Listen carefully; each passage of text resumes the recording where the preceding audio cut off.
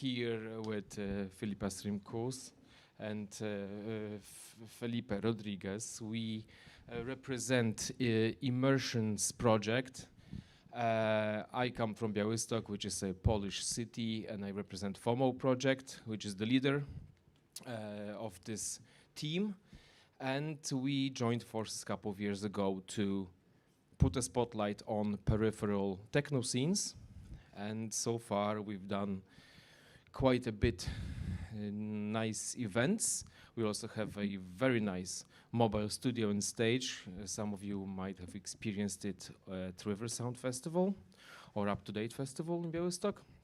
And today we are gathering to discuss some challenges ahead of us in terms of in the world of clubbing. For the sake of formalities, I have to tell you that we are co-founded by the European Union and Polish Ministry of Culture and National Heritage. I'm sure all the people behind desks in Brussels are happy that I just said it. Again, thanks. I hope you enjoy the discussion and we'll hear some nice conclusions and disagreements. And I'm handing over the mic to Phil and Filipas. So he already introduced us, but hello again. It's our third annual conference, and my name is Filipas Camus, and I represent Kablis/Elastica now, and have a good night, good evening with the panelists and the moderator. And my name is Pedro. I came from Porto, represent GAR Porto. And I think that's all said, and let's go. And before we start the discussion, don't forget to visit us at the after party. Yes. And Loranas will lead the discussion. Enjoy. You have a trust in me, thanks. Yes. Good evening everybody. So welcome to the third conference of Immersions, that it's called Dimensions.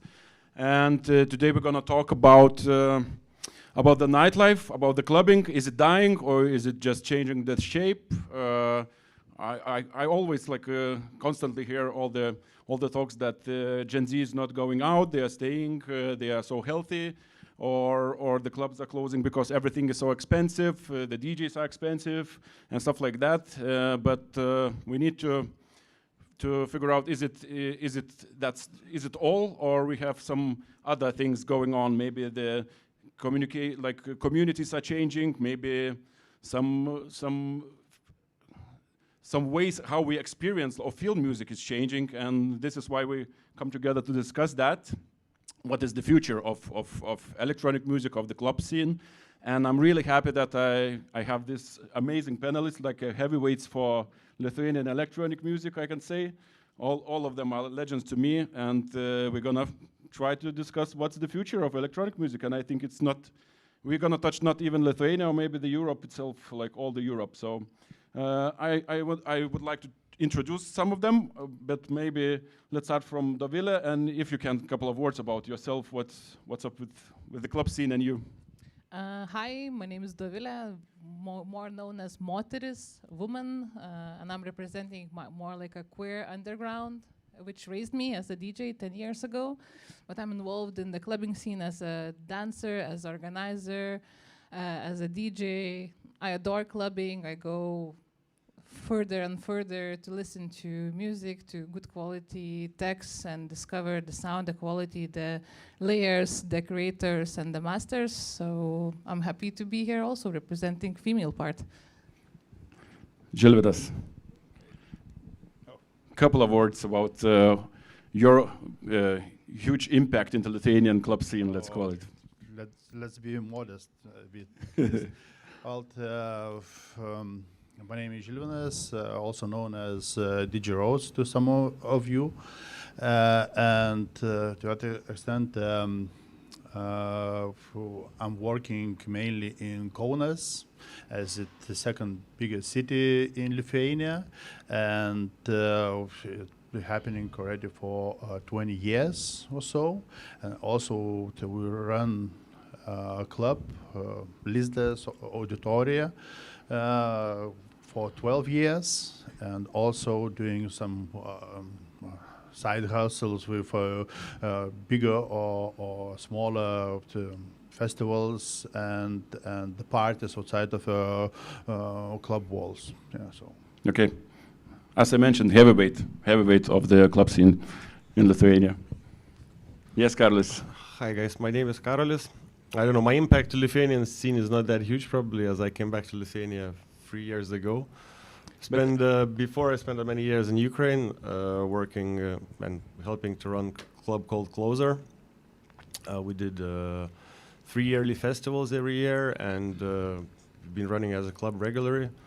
Now in Lithuania I organize River Sound Festival and I don't know, getting involved in the scene. I hope I'll be able to share something I have. You will bring to the table a quite interesting angle from the Ukraine, so it's also from really Europe. Also, yeah. I tour. I play as a DJ. Yeah, exactly. So, amazing. Yes, I'll share what I can with you guys. Yeah. Thanks.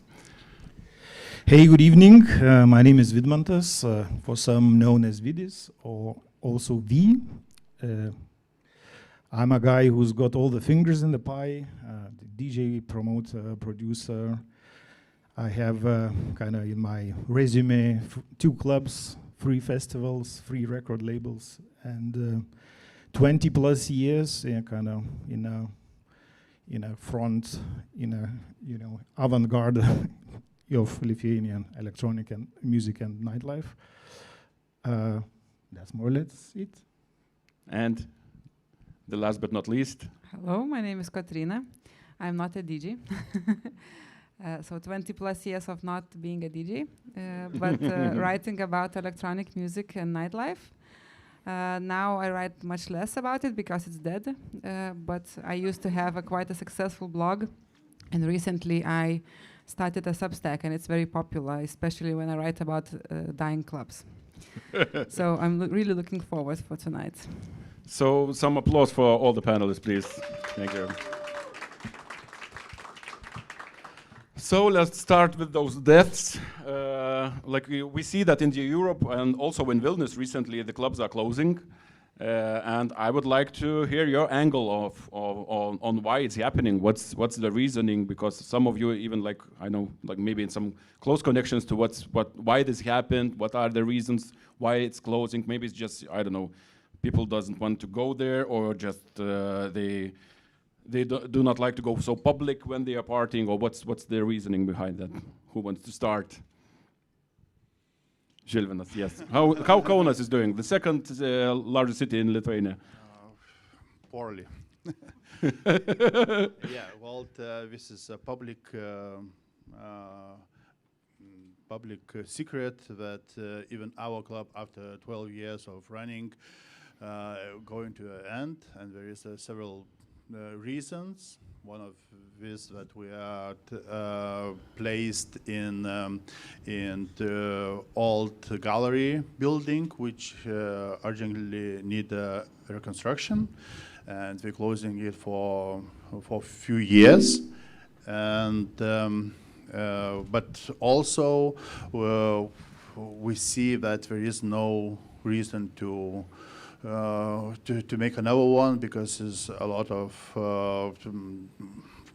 extra investments, and it's not gonna pay out to make another club in different place, even though we have all the gear and all the knowledge, but it's not gonna work, at least for now. If maybe something could change dramatically in our society, but for now we don't see any bright light. But okay, what did you got into the reasoning? Why it's happening like that? Did you, I don't know, sit behind the table with your companions and discuss that? Well,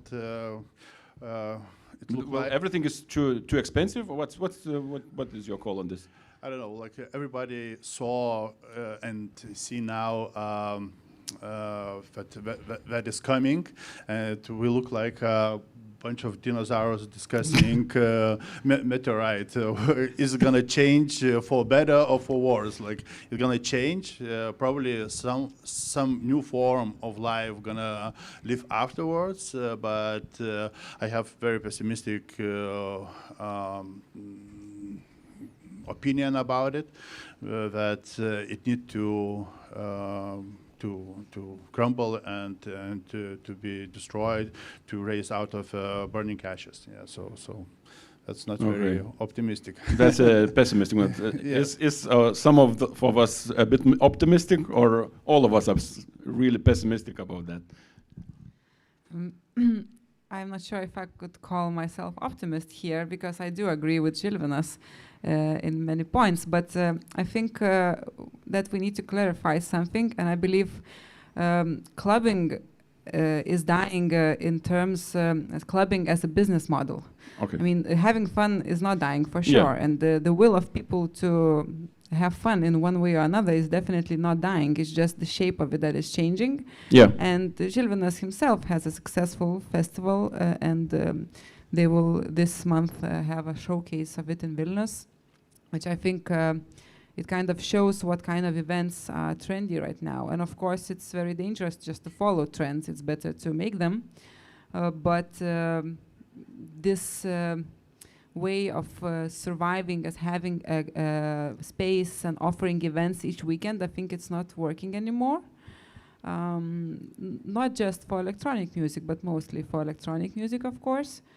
And but for the events in general, you for mean, events right? in general, yes. And people just people have destroyed it themselves, the industry, I think, with the wish of making every 2-night event a festival, and just then you somehow you make your customers want more again and again, and they just don't want to visit a simple club night, and you kind of spoil them, you know. So in a way, I think we need to somehow put the cards on the table. Are we talking about a business model of events that is not working anymore? Or are we talking about the wishes of people and the wishes of them to express themselves, to use drugs or alcohol, or have other means of, because for example in both Vilnius and Kaunas there are more sports clubs that are open 24/7 than nightclubs. And it's, I think, more people you can meet in Gym Plus Friday night sweating, but not on the dance floor. So, but they're having fun. So I think there is more to talk here. Maybe but my question was actually about this thing that it looks like a bit like resident nights they are moved to the festivals, like a one big event, and this is how it changed in Lithuania. Do you agree, or is it something else? Maybe you can add up to this. Like the festivals, like killed the usual club weekends, basically, because you have a huge thing happening from time to time, and with an amazing lineup, not so expensive as to go to the club every Saturday and Friday. Maybe this is the reason. I'm just like bringing the ideas. It's a very kind of multifaceted thing. It's a perfect storm. What's happening now is a perfect storm. So there are many aspects from cost of living, which are like really the highest in like, I don't know, in like 20 years or something. Then there are changing preferences of younger generations. I mean, a lot of people talking about, I mean, it's a really interesting, you know, phenomenon, because for example, Katrina said, like, you know, more people are going to a gym, you know, but statistics says that Gen Z is the loneliest generation. Yeah. So I think it's also just a question of time when they realize, you know, that sitting at home ordering some food and, you know, watching Netflix while scrolling phone is something really dull, and, you know, you have to experience something real, you know. And it goes, another thing I kind of wanted to add to this, that we tend to forget that, you know, things go around in circles. And, you know, if you kind of look back in the history, let's say we started opium thing, in which, like, you know, Vilnius nightlife, it was after the so-called, you know, financial crisis.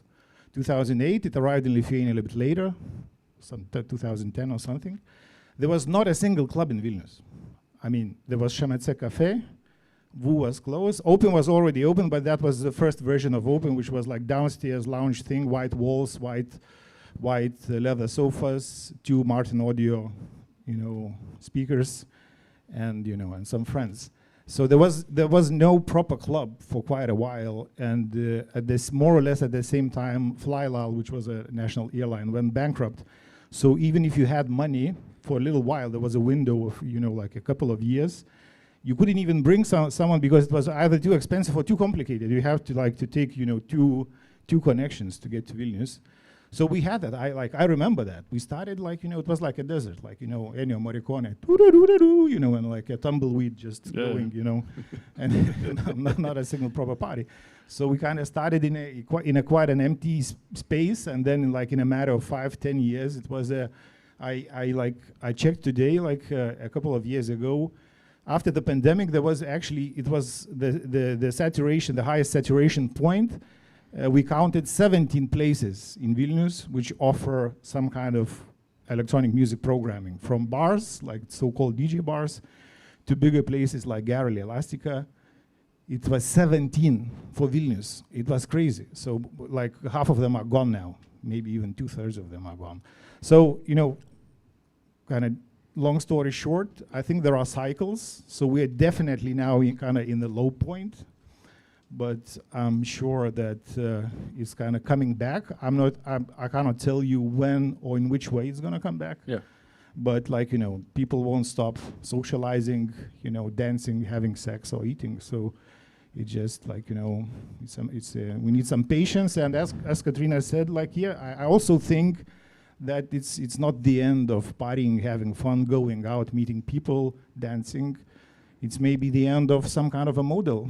Yeah, exactly. Because I think that the clubs are closing because, as you mentioned, the young generation is going to the sports club, not the nightclub, and they just don't spend money on the alcohol, which is a really big impact for the club to run. It's the main income basically. So maybe this is I'm just also thinking one of your questions was about kind of small and big, because meaning that club is a smaller thing, and festivals or big raves. Yeah, that's also true, because people these days, young people and elder people, choose a spectacle, and any big event is much more a spectacle, old kind of club functioning in the old ways is Greco-Roman wrestling, and what other guys are doing, this is sport, and they doing this American wrestling where everything is a show, it's a theater, it's a spectacle, and we're talking about two very different things. That's the way I see it. For me, it's a little bit of the problem these days, distinctions, because let's say if you check statistics and you say at the end of the year, they say this year net worth of nightlife and electronic music is this and that billions of dollars. But the thing is, these billions, go to these to those people who do these arena shows, to Timmy Trumpet, or other guys who just throw cakes and do all that kind of stuff, and the clubs, and kind of, for the lack of better word, real or underground DJs and producers are really struggling. So that's also, I think we need kind of new terminology, because it's kind of, these guys are also using CDJs and mixers, but I think they're doing totally different things. Yeah.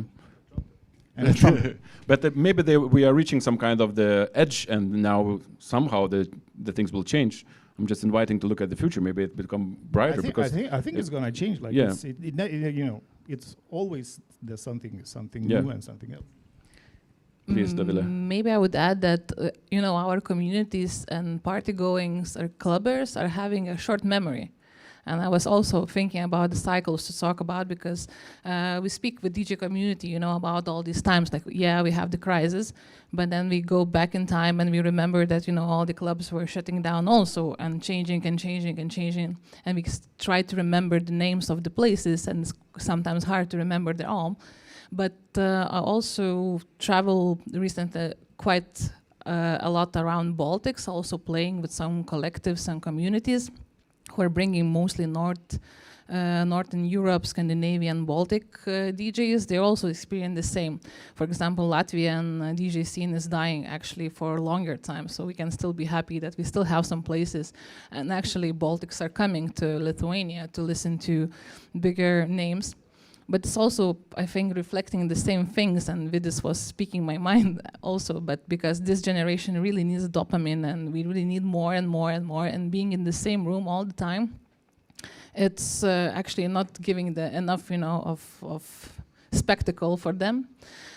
So the events are coming, this is the new trend, and let's see where this is going, and if clubbing is a good term right now, to speak about what is going on right now with the dancers and producers and creators.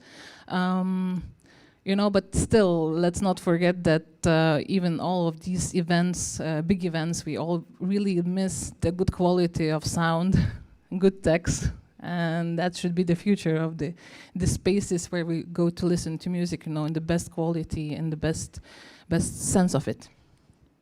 Please, I see that. Yeah, I agree with many things what Vidis and Davila said, and but maybe you have some angle from the international I experience. just want to say maybe that with all this stage of development of the scene we are in, the social media is also giving a huge impact, and it is a way of selling your events, and so with a bigger party, with a bigger name, it's easier to promote event, it's easier to get people together, and at this moment we're losing the main point of music, of a good sound system, and this why we're going to the club. Are we going to get an experience, to listen to some music, close our eyes, whatever, run away of our daily routine and just be there that moment, where you're free and you're not worried about anything, or you're going to show off, to listen to somebody who is trendy, who everybody wants to listen, to make a story, to tell your friends I've been there, I did,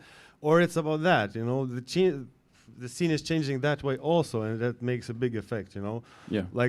In my reality, in my world, Perfect Club is not a club where superstars are playing, where great music is playing, and where people go to the club and not to listen to of course there are artists in this, but in general the concept itself, you know what I mean? Yeah. But so you agree that this now it's it looks a bit like a time of TikTokification, I can call it. That some I heard that even this Fred again guy, he made this London show with Tom Balgalcha from Daft Punk. It looked like it was staged for the 30 seconds to have amazing reels for the TikTok stuff. And how do you have any comments on that? Do you see it the way I see, or maybe you disagree?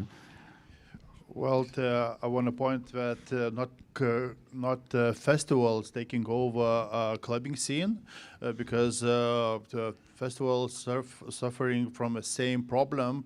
They are closing, and amount of them are shrinking every year. Mainly, the cause of all this problem is.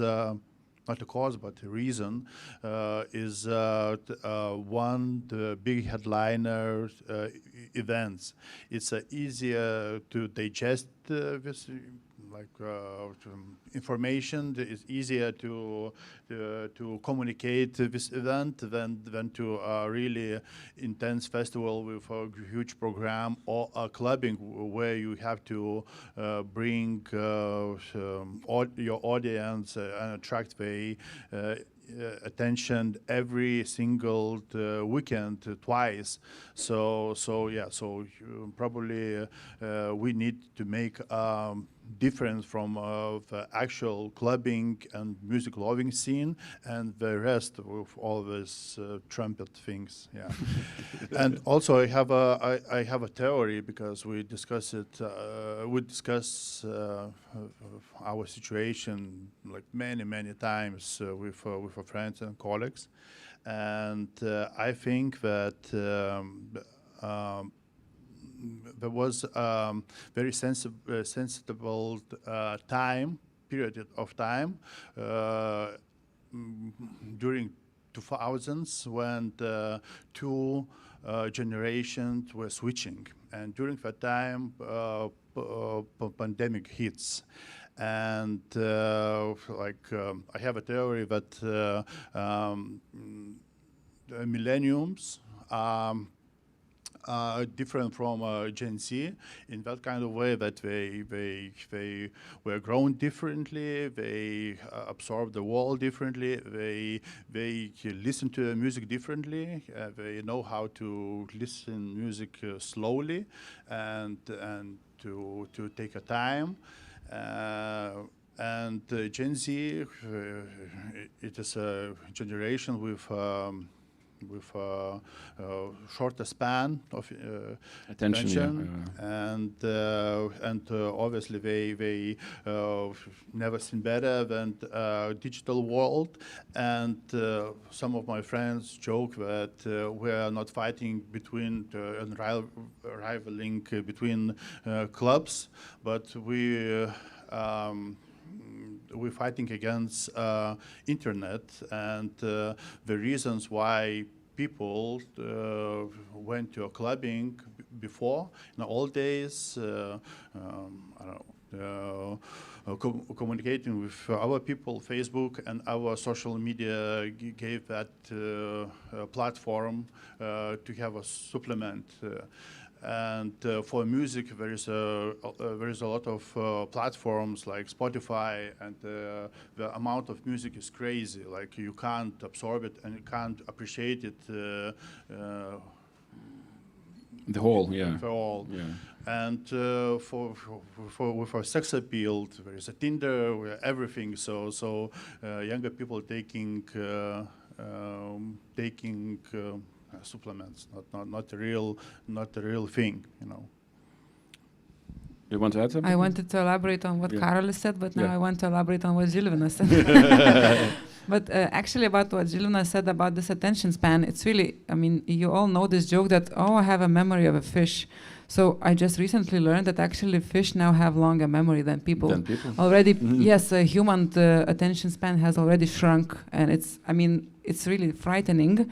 So it's I agree with what Žilvinas said, but also what happens with this TikTokization of events and of clubbing and of music is that people make shorter tracks, or producers, or maybe AI makes shorter tracks, and shorter tracks are not so good for clubbing, for building night, and for dedicating yourself to being lost in the night, because the meaning of clubbing, of letting go on Friday, on Saturday night is just to, leaving all behind and just spending time with music, and it's not really possible anymore with new music, I believe. But also it's a lot of responsibility goes here to artists themselves, because instead of staying true to the beliefs and true to the heritage, they choose, because they're afraid to lose income and so on, they choose to stay relevant, and they become kind of jokes of themselves. How to say, I recently saw, because I also have this addiction to reels, of course, everyone else, I'm not hiding it, but I saw a reel of Daniel Avery, an artist which I greatly admire, and I really like him, that he's making like this TikTok a day in Tokyo. I'm like, what the fuck, man? I mean, why are you doing these things? Why are you doing these things for the algorithm? I mean, he's choosing to play this game, and then people book him because of the likes. And when you book artists because of the likes, it's really dangerous. But I mean, maybe social media is really tricky. I mean, you can put a post and then get 800 likes, but it do not convert to sales, and then the business doesn't work. So, but it's just a different point of view. But maybe in this way he attracts the Gen Z, and they come to the club. They do not come to the club. They just press like. No, but maybe they come. No, they don't. We just had Daniel Avery a month ago. Only old people came. Full club, but I was the youngest. But we are talking about Lithuania. Sorry, Daniel, if you're watching this. No. Sorry, Daniel. No, but I mean, I was really surprised, and but it's just the way our minds work. I mean, we cannot really make a revolution here if the brain evolves, and maybe.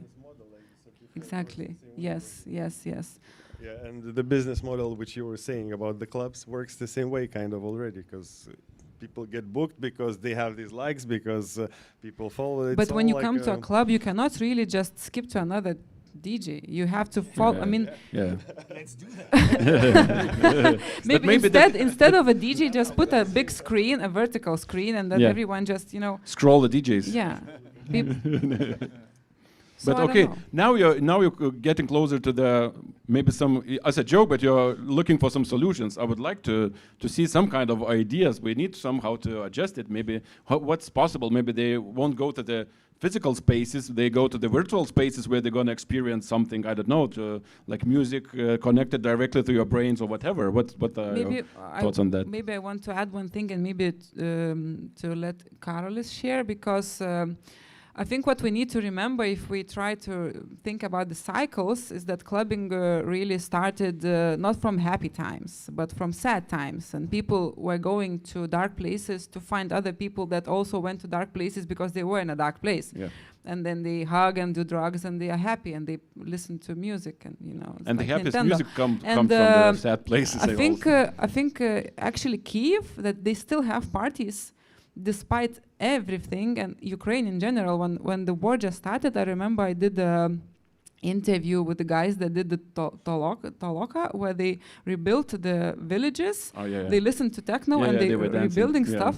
And that's really inspiring. And Yeah. even with this Komendanta Valanda, yeah, they still have parties, and I think that's really inspiring. And that shows that you need to be together, and you realize that when you can't, Yeah. when somebody wants you to be at home, but you still choose to go out, even though it's dangerous and there is no electricity and so on and so on, So I'm not wishing that, Yeah. but we need to, I think, remember that all the time.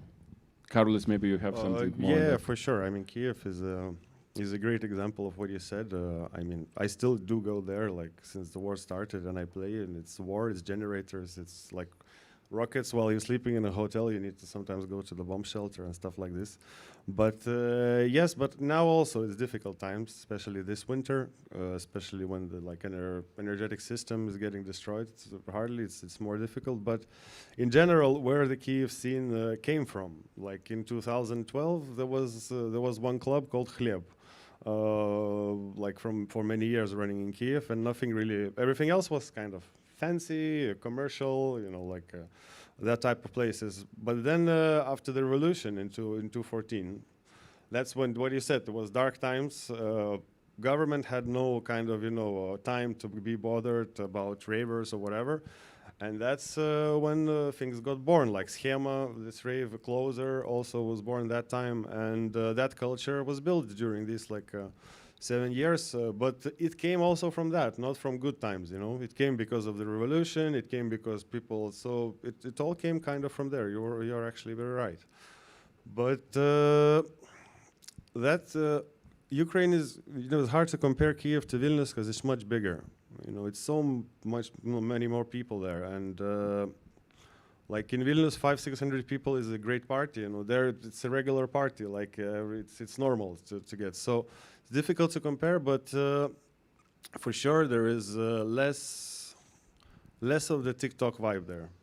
For sure, there are DJs coming, who play, not some famous artists coming who play, cheap sets, whatever, 200, 300, 500 euro sets, but they play amazing music, amazing diggers, and they get audience. People come for them. They come to the place, not for the name, because they know that in this place there will be good music. They trust the people who run that club. They trust the bookers. They know that place will not bring somebody who plays bad music. So people kind of, it's more about that. Of course, there is all this. How to say, social media vibe also, but not as much as in other parts of Europe, I think. So maybe the solution is to bring the resident DJs and not the superstar DJs to Lithuania and just let them play, and people will. Yes, we have them. So why not? Why to book international DJs? We can do those. Take the microphone. Yeah. I will be an optimist because, Please be. It's quite pessimistic. I do love dancing and I do love playing music, and I keep it special for myself to play not as many gigs as possible, but the interesting gigs, interesting concepts and everything else. But I still think and I want to believe that people will be looking for community, and a club is a community. And right now the new angle is these party cycles, special clubs like, I don't know, I'm really going to Riga from Click-Clack, special community events that happen like once in 2 months. Club Verboten, for example, that travels in 3 cities across Europe. But you know, it's special, and people do trust. That's what you said. They trust that there's a good music.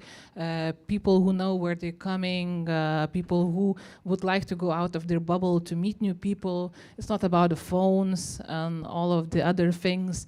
And being in the community, you know, helping them also by your presence, by spreading the word. Probably this is, you know, the same form that somehow goes to another circle. At the same time, you know, cycles of parties and seriousness of parties are still hard to keep like a club. At the same time, for example, we have this boutique series, Head Cancelled, which just started like a couple of friends, you know, decided to go to smaller club and just to do a good techno with the good DJs who are not playing for big money, but just, you know, for the people we love. And it's like we had 15th event, and we realized that we're the oldest event series around. There's no one that does 50. Like once a month, once in 2 months, or something like this, and it's very hard to keep it going. So I don't know what will happen in the future, but people will, I hope that we'll be looking for the community, and the community can be found maybe in the series, maybe in the bigger parties, maybe in the smaller boutique things, or maybe in a club that will unite us all dinosaurs who loved, you know, this high-tech sounds and everything. So maybe the community, like I would like to look for some solutions, what we can do in the future, because we still love the music. We are here because we love electronic music, and what might be the solutions? Maybe the communities is the answer, because maybe we need to change this mindset of the usual club. But what your ideas? Just let's speculate and just think of what might be the future. Well, I mean, in reality, any place to run, it needs to cover itself, like basically pay salaries, you know, pay the taxes, pay this. So in order for something like that to exist, they're all straight away we get the financial, you know, which we are facing. So now with people drinking less, and like you need to think how to accumulate income, you know, to pay everything, because we need to pay bartenders, we need to pay bouncers. We need to pay, you know, the staff in the clinic, everyone. So this is, I think, the main problem. I'd love to like have a small place, you know, with a rotary sound, with the rotary mixer, amazing sound system, wooden dance floor for 150 people, have a strict face control. But how are you gonna run it? how are you gonna make it work? This is the question, you know. Sell the rotary mixer. But maybe what I see, well, like, for example, what I see in Vilnius, like for gallery, what is doing, they're doing some kind of daytime activities. They have like I don't know, like you can go to see the like as a normal gallery to see some pictures, or we could go to, I don't know, to some tea drinking ceremonies or whatever. Maybe that's the answer. Do the multifunctional space for I don't know. It's just I'm brainstorming. But what your So yes, this is what places like venues, because that's why gallery is much more a venue than a club.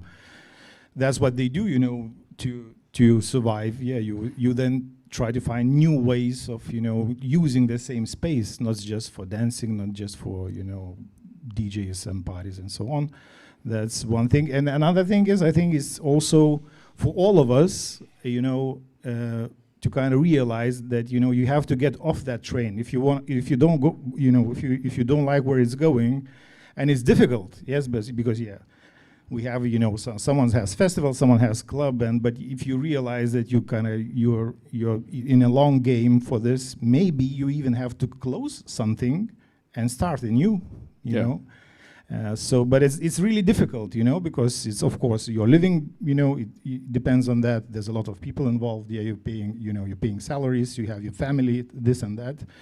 But sometimes, we talk about it, but we don't do that. Like, you know, because at the moment, let's say there are almost no promoters with, I don't know, very brave, like, I don't know, ideas, like, you know, doing something. Everyone's just playing quite safe, you know, on this or that spectrum of music, but it's more or less all the same. But actually, like now you're talking, and I'm thinking about that we went through some kind of circle, because I remember 20 years or more years ago, we also didn't have any money, and we were just throwing parties and having fun without any proper income and nothing.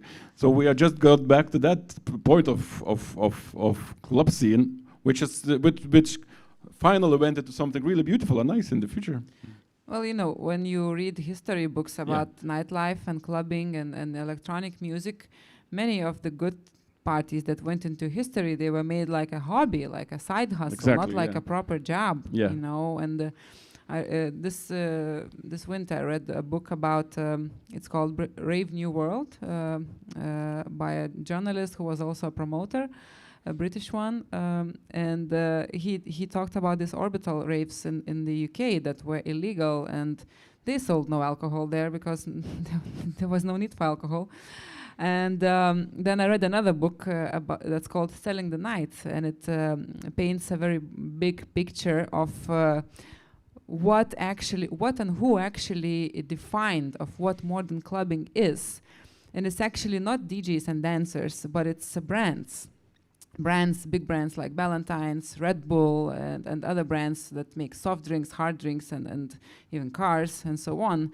And they decided that people should drink with whiskey glasses in their hands, because whiskey was a drink for old people. But then the whiskey producers realized that there are raves happening, and maybe they have this new audience, and then suddenly Ballantine's became a party drink. Yeah. And now, 30 years after, we're talking that we cannot run clubs because people don't drink anymore. But raving has nothing to do with selling drinks, actually. Yeah. And so I'm getting back to what I said in my first sentence, that are we talking about a drinking model, a business model that's about selling drinks? Because if we are, then we should rename this conference. But it's not about that. We are thinking how the electronic music will look in the future. And that's the topic I wanted to, definitely sober, as we understand from this discussion. But actually, you're touching also the topic that interests me, and your thoughts on that AI, how it will affect the music itself, how it's already affecting it. What do you know and do you feel in your environments?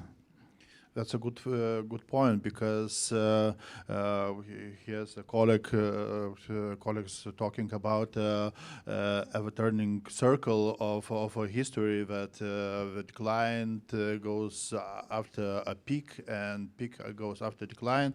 But I think to all this formula, we have to insert the technologies, social media, and it's really affecting differently our behavior, and all different point in our lives, and clubbing also. So yeah. I'm not so very optimistic. Also, because it is too big to rival, to fight with. So yeah.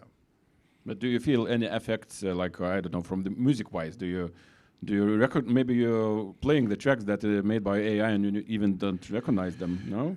Okay, as I said previously, that I think, in my deepest belief, that we have to separate all this commercial music and commercial electronic music, and maybe to give our scene a different name, different concept, and different philosophy. Somebody have to come up with it.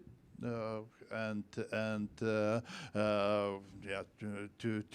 show the rest of the world that even though we're using the same pioneer players, we're not the same. So it's nothing the same, and somehow to, I don't know, to teach people once again to take a time to listen to the music, and maybe like Ricardo Villalobos and his tracks of 20 minutes will could do a work. Okay, let's make it a bit more fun. Imagine that each of you have like I don't know, the budget of Lithuania to spend on regaining the best times of nightlife. What are your moves? How are you gonna what you do with the money and where you're going to put it to recover the nightlife, let's call it like it was, or what you want to do. Like you have a huge budget, how you fix this sad situation we are talking about today. Who else? Buy back that rotary mixer. Yeah. First thing, buy back that rotary mixer, which we needed to sell to go on with these parties. And so I would do, what Carlos said, like, I would make a place or places, small places with really good sound. No social media, printed flyers only. It's like just going back to the roots. I mean, you cannot invent anything, you just go read a book about David Mancuso, the guy who invented modern day clubbing, in the 60s in New York, and he was doing parties all his life in his home. He was off grid all the time. He didn't want so-called, in New York, it's called cabaret license. I mean, in Lithuania, it's just a license to sell alcohol. And he wanted to be all the time, and he was conscious about it. He wanted to be off grid, no sponsors. You pay at the entrance. He wasn't even selling drinks. He was serving punch spiked up with LSD, but it was for free. It was included in the ticket because he strongly believed he was left-leaning guy that doing any financial transaction on the dance floor or near the dance floor is making it dirty, and is a bad energy. So I would do that. Okay. And I will also spend some of the budget to invest in some of the finest scientists to maybe actually invent something new and substances that doesn't really harm us. Yeah, that's a good angle. So David Mancuso would approve of that. Other thoughts? I would open a middle-sized venue in Vilnius because there's also either too small or either too big. So I think few of middle-sized venues would save the world in Lithuania. Maybe in our club scene, would make it limited edition, but at the same time not too small and not too big. Sometimes not too crowded or something like this. We're lacking good places, good venues.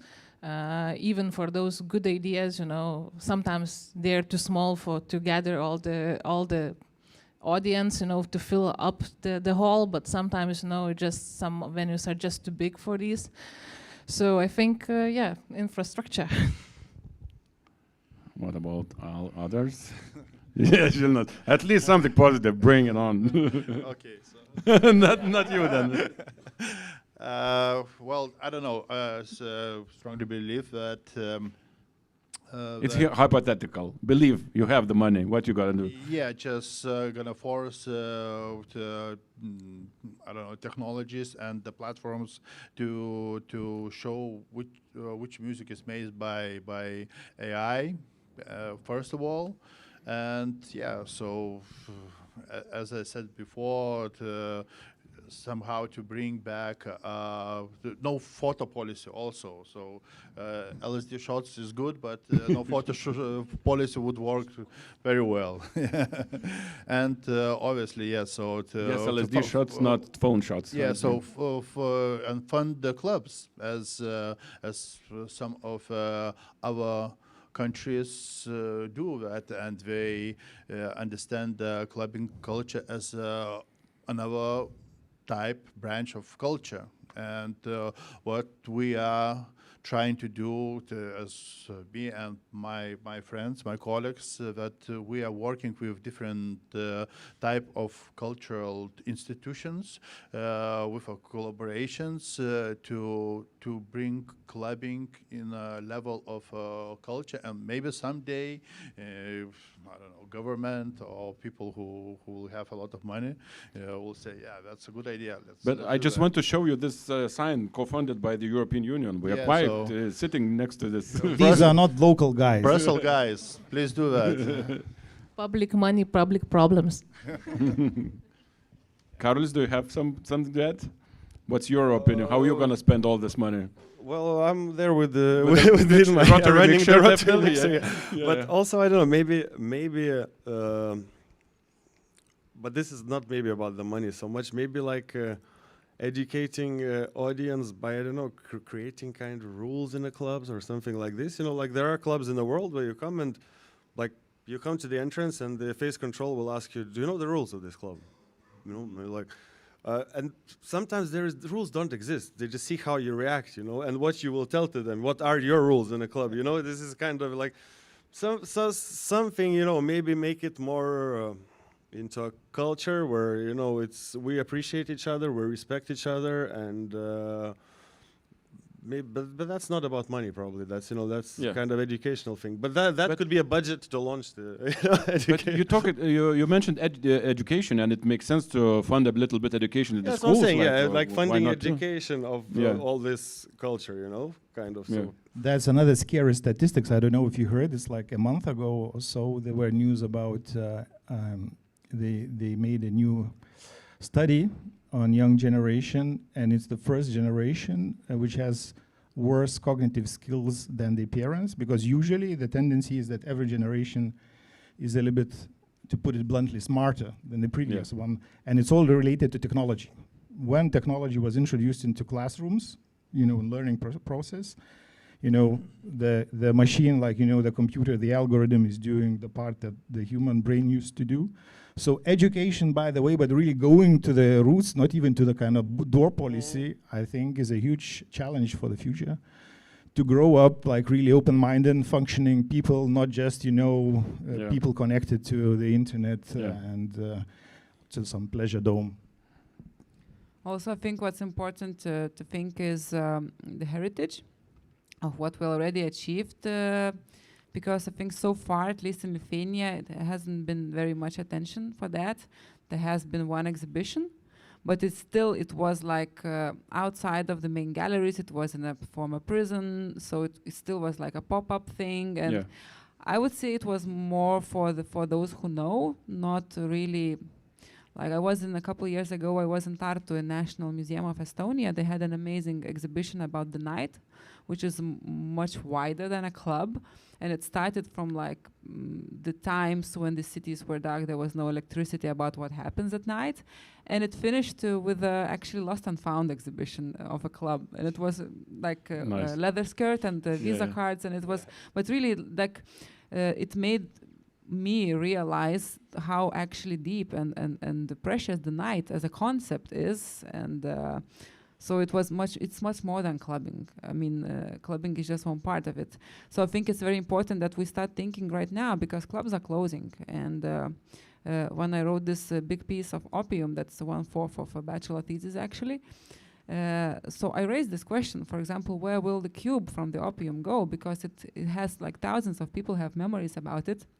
I think it's in a museum now, because if Vilnius Museum has such things as the writing desk of Kernagis, a famous musician, why wouldn't it own opium cube? Exactly. I mean, it's heritage. It was important for many people, and I think this is where money really could work, because we need to think maybe to buy a space, to make the Vilnius municipality to give a space for it, and because it will be too late. Already now people have problems of reconstructing events that were in the 90s, because people don't cherish those things. They throw away stuff because there is so much stuff, and we don't really keep things anymore because we need place for new things. So things are just gone. So yes, venues are important, but we have places. I mean, places are closing because there are no people inside. So let's think of what to do with the things that are left after raves. So we are going to the end, but I have another fun thing to do together, because I want to end it on the fun, like a positive note. Will there be confetti at the end? I hope so. I hope so. But yeah, can you just for the I don't know, for us to enjoy also, what was the best your club experience you had through the last year? Like what's the best moment and why it was the best moment? Was it a DJ? Was it a lightning? Was it friends you went with? Why it's so you remember still till today, through the last year? Why, when it was the moment, where it was, and why it was so special to you personally? You mean last 12 months? Or? Yes, last 12 months. Who can drop something? I know for me, but it's kind of logical. The most emotional thing was the closing party of Opium. Yeah. And because it's already, without any overstatement, it's a part of history, So it's kind of, standing behind the decks and knowing that you're playing the last set, and it was a big party. It was full house. It was crazy. So for me, it's really clear. But it's nostalgia was the feeling, basically, right? You had a little tear in your eye. Yeah. I mean, but it's nostalgia. It's like closing 16 years of work and dreams and friends and friendships and work. I mean, it's a lot of things put together. What about others? For me, it was Brave Factory 2025 in Kiev. It's a big festival. With 2024, it didn't happen. Also, so for me, it was kind of very nice to see that the festival came back and after the year of a gap, and got a lot of people. Was amazing event, and also I had some sentiments about it because since I moved out from Ukraine, and we've been working many years to build that event, and then it stopped for 1 year. Now it came back, and I think for me that was the moment of last year. Nice. Katrina? Vidus asked me if I'm going to talk about my Tuesday clubbing experience, which was the worst by far in 20 years. No, the best was, because I don't go out that much, I go to Gym Plus now. It was definitely Audra Festival and 808 Orchestra, because I was very skeptical about that project before, because it's, it's like orchestra playing electronic music. Wow, what an idea. Because I didn't get in the first time. But now I went there and I absolutely loved it, because these tracks were not made for orchestra. I mean, they were made for small, dark clubs, and after 25 years they are rearranged for orchestra. I think it's incredible. It shows, the importance of the music that has grown from making it for your friends. Moby just started as and now you listen to Go playing with a whole brass section. It's wow. I mean, it was really incredible. That's when I started my Substack. I was going home. Yes, I need to put that I went energy home somewhere. by foot. It took me almost 1 hour because I really wanted just to release that energy, because it was like, wow, this amazing show. So I recorded my feelings on voice message, and I went home. It was like 3 a.m. and I created a Substack and I wrote everything because I was so inspired. I hadn't been that inspired for like 10 years, I think, after an event. And I think it has to do because, I'm older now, and these tracks that I listened to when I was a teenager, of course, they bring the sentiments in me, and I'm not ashamed of that, that I didn't go to Opium last party because, Žilvinas, do you have the moment? Well, nothing funny, or at least what I could share with the public. But there is many magical moments. What keeps me and us in this scene, and small details, small. I don't know, meeting people, nice people, like-minded people, or hearing amazing track what you don't know, and you are incapable to ask a DJ because you are too high. Yeah, that's very. That's the moment for you, right? Yes. that was not. It wasn't last year. Okay, unfortunately, I don't have this. Chance to enjoy the party, especially my own. So the most memorable things when I visiting others' parties, and I'm relaxed and I'm enjoying and etc. But it's not interesting to hear. So okay, Dovile. Well, I'm also involved in a lot of producing and events. So events, their selves being present, not that much gives me that much pleasure. But I really enjoyed the Up to Date Festival. Philippas brought me last year in the last days of spring. It was an open air festival in Poland, and that was so sincere and honest and so down to earth in terms of prices, eco ideas and everything. Big up to Białystok. Recommendation to go. It was really such a refresh. Really, that was very nice. Thanks for sharing the moments, because it's personal. And I don't know, before wrapping it up, maybe there were some questions from the audience. I see some hands, right? I will try to come to you, and let's go with the questions from the audience. Hello, guys. My question is, I will be devil's advocate now, okay? I see 5 of you sitting here. We're talking about preserving clubs as venues, as you grew and I grew on. And we keep talking about this young generation and keep throwing facts about this young generation. I don't see any members of the young generation that we're talking about right now. And recently, like a couple of months ago, I went to Energetikos Muziejus, where Draugai Draugams, I know, you might not consider them clubbing or anything, but it was a party. It was like 1,200 people. Like I couldn't even, go to the venue.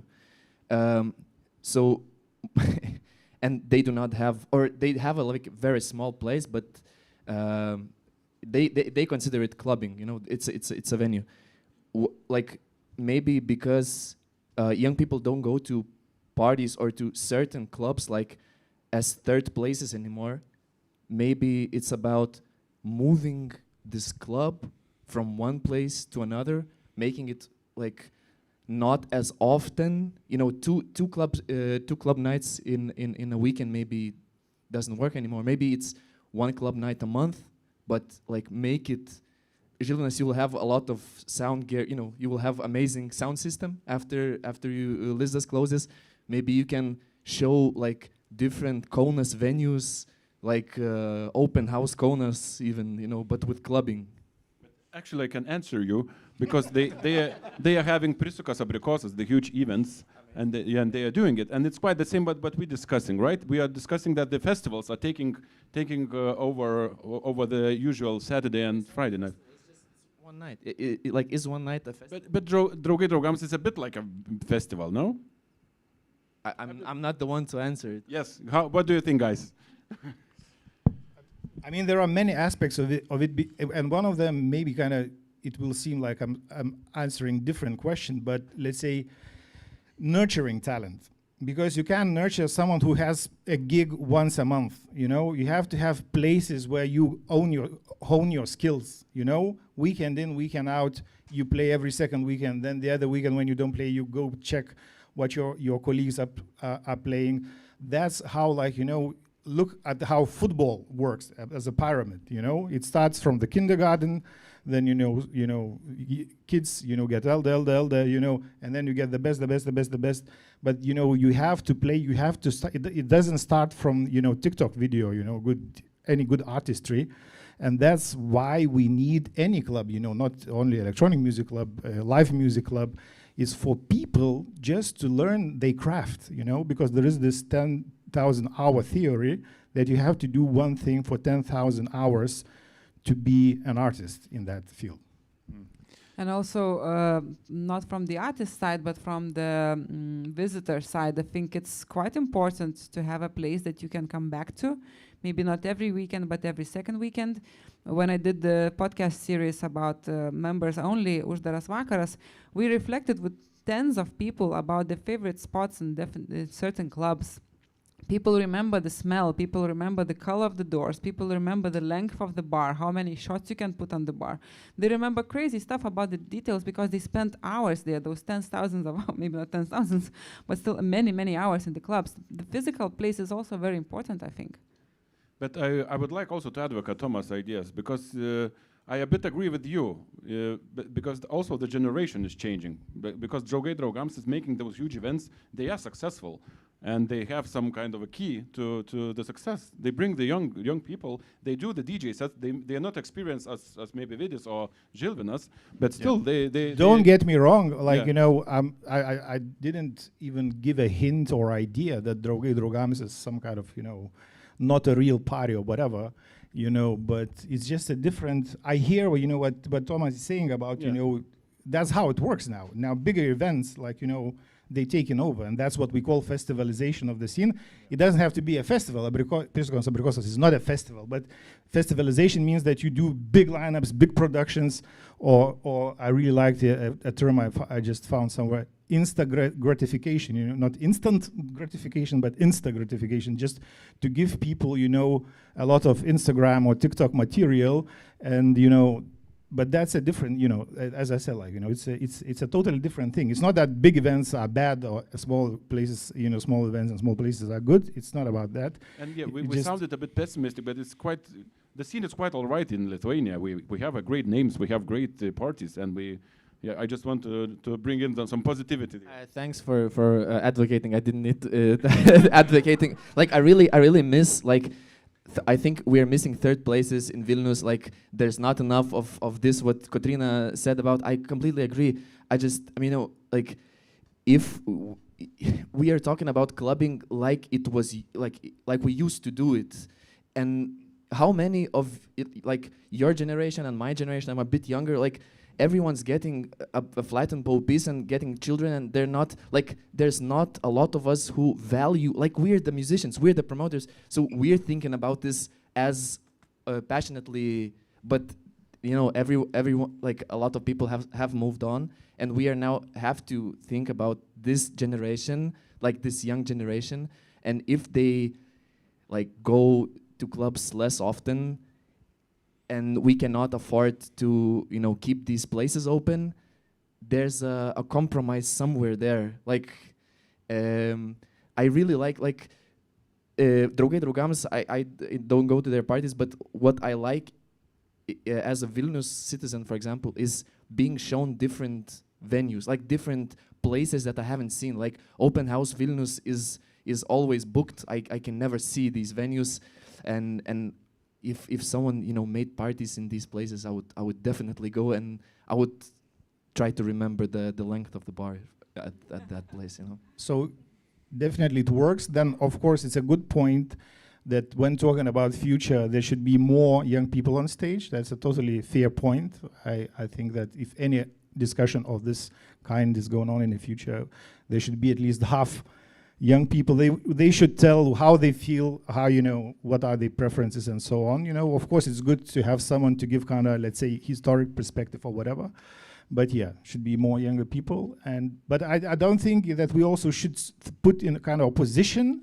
There is now a trend of big events, big productions and so on, but we shouldn't think that they are mutually exclusive, that it's either small and really nice and big and too overproduced. I think it's the best thing that there's a perfect balance, when you have proper clubs, weekend in, weekend out, and then you have once in a while really nice festivals, weekenders and so on. That's the best thing, that's a healthy ecosystem.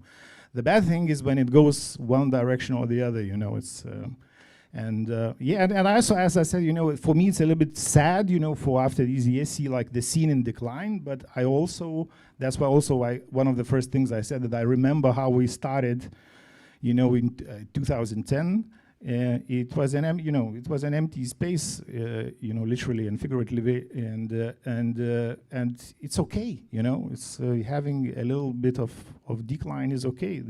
There's time to stop, to think, to rethink, to reinvent, and to come back with new energy and new ideas. Do we have more questions? Yeah, we have, I see.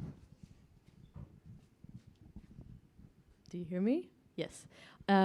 So what I wanted to say, maybe something positive.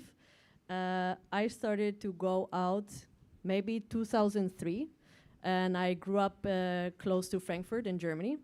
And I remember going to these clubs, and maybe they opened, they closed in 1 year. They opened, they made it to 3 years. They opened, they made it to 5 years. And I think what we're forgetting, and I told actually my colleague, my boss, as well, this comment the other day from Immersions, I think you should applaud yourself that you kept running clubs longer than 5 years, probably, longer than 3 years.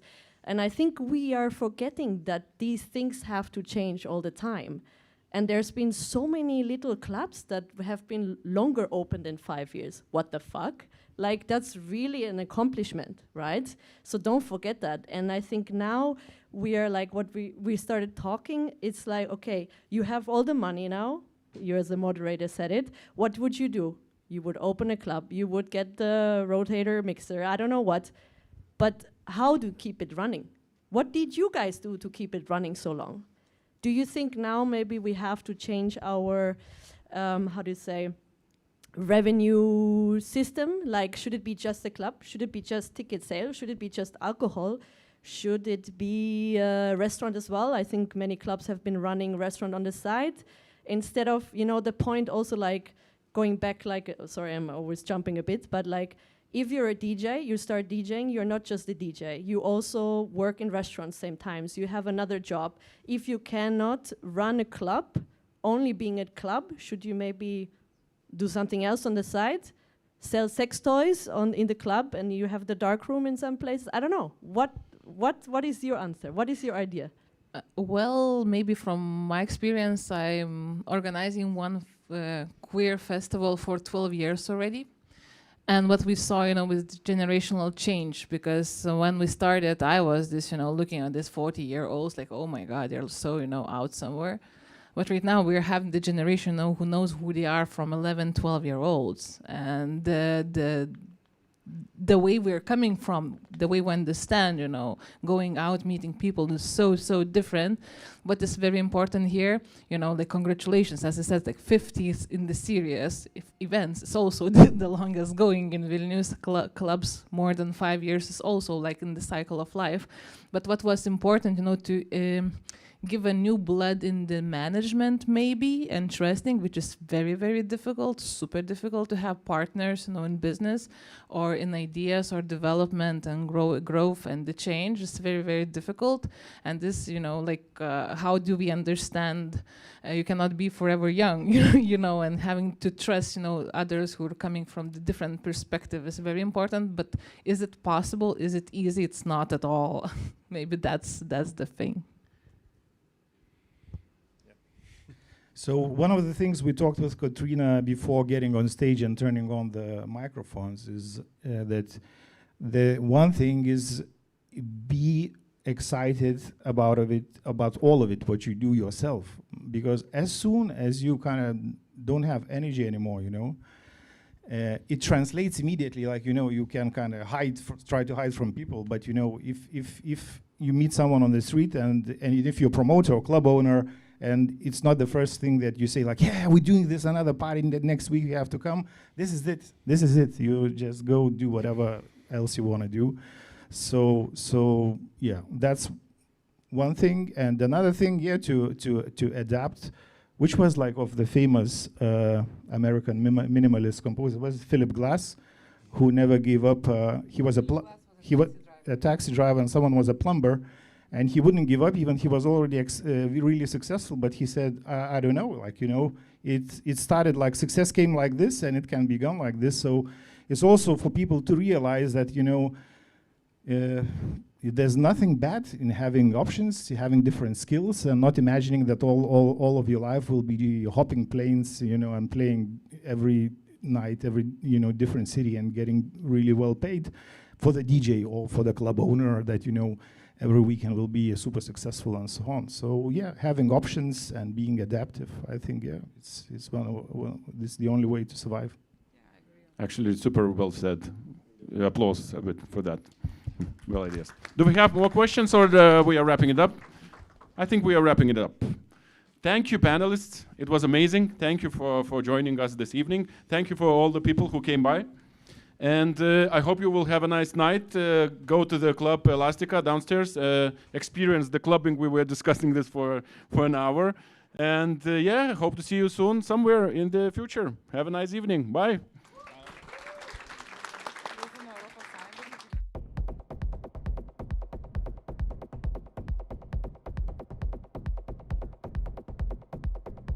Located mainly in big cities, fueled by social media hype and profit motives, the techno scene has never been further from its roots.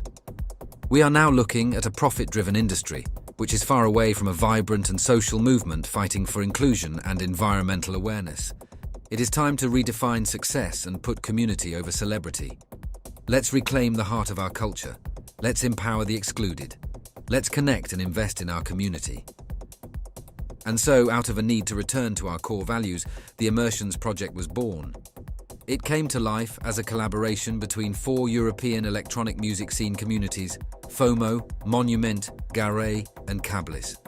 The project earned support from EU Creative Europe programme and strategic backing from the climate tech company, Electrum, who helps us achieve our goals. By bridging techno spots across Europe, we establish a network that brings attention to the overseen artists and audiences of the cultural peripheries. Through immersions events, a shared music scene emerges, and we grow into a continent-wide community.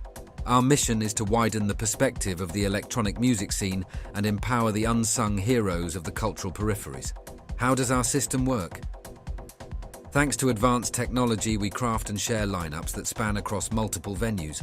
The performances will be shared among cities in real time, enabling artists to perform and interact with the audience at all the venues at once, effectively changing the landscape of the excluded areas of the scene.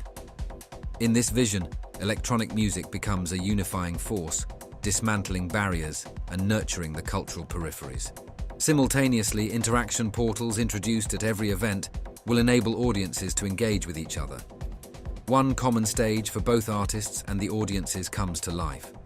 In addition to Immersion's hybrid system for our venues, we are introducing a mobile studio and stage designed to reverse the traditional touring model. Rather than requiring multiple artists to travel to major cultural hubs, our mobile studio comes directly to them. We will record DJ sets and live performances which you can later listen to via our Immersions podcast series. The mobile studio can be also transformed into a stage, hosting open-air events live-streamed to the partners' venues. We question the excessive touring practices and monopolization trends, also for the harm they cause the environment. By using new formats for live music distribution, our operational approach will help reduce the carbon footprint of our activities. To further minimize our environmental impact, the mobile studio and stage will rely mainly on its own energy sources. Our dedication to the welfare of society extends to the health of our planet. Throughout the 4-year duration of our project, we will invite you to a broad scope of events: 15 hybrid music events, 8 music workshops, and 4 electronic music seminars. On top of that, you'll have access to over 50 Immersions podcasts, all recorded live from our mobile studio. Join us and let's shape the future of the electronic music scene together. Connect, engage, balance. Immersions, the European hybrid music network for cultural peripheries.